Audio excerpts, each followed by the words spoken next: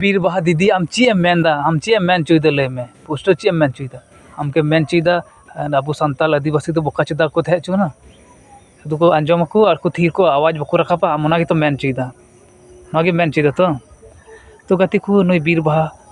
हंसदा जहां आया स्टेटमेंट दोहो लेदा मीडिया को सामने जे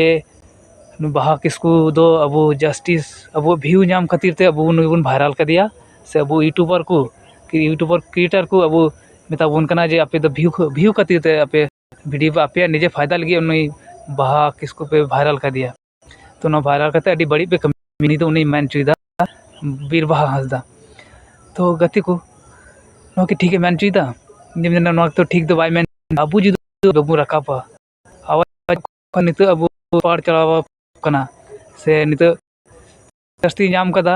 से लाहा से लगे अबुरु मुटुरु छुटु राबन तो नुकु अबुरेन निता मेना को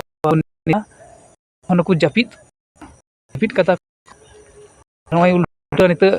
गाय लगा कान तको नित आज दर गाय दो बांग लगावाय कना गाय दो बसी अबो संताल को आवाज बो रकापा उनु तने मोला दोला खोतिया ओना खातिर तो नुई पॉलिटिशियन नोडे कराव द बीर बहा हंसदा अबुरेन अबो तो गौरव बन बुझाव कान थे अबुरेन जहां को मंत्री कना से जहां को एमएलए कना अबु रस्का बुन को कान थे किंतु उनको रस्का नाम कते ची लाभ अबु गी दो बको कमिया तबु रस्का नाम कते ची लाभ को फायदा को नेला अपवा पॉलिटिक्स को पार्टी कथा को आंजमा तो नोगे कथा तो कना तो गति को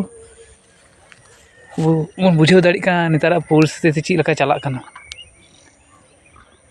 तो इन मेन अद नोआ कना ना दो हुई कना अबु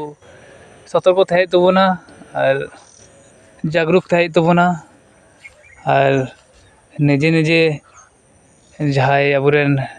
सिलेक्ट को उनको नेल कते अबु भोट एम दरकार कान तबना भोट एम लगती कान तबना तो जहां अबु कमिया उनको अबु सपोर्ट को जहां बको कमिया उनको तो बाबू सपोर्ट को नोआ गे मेन अद कथा द कना।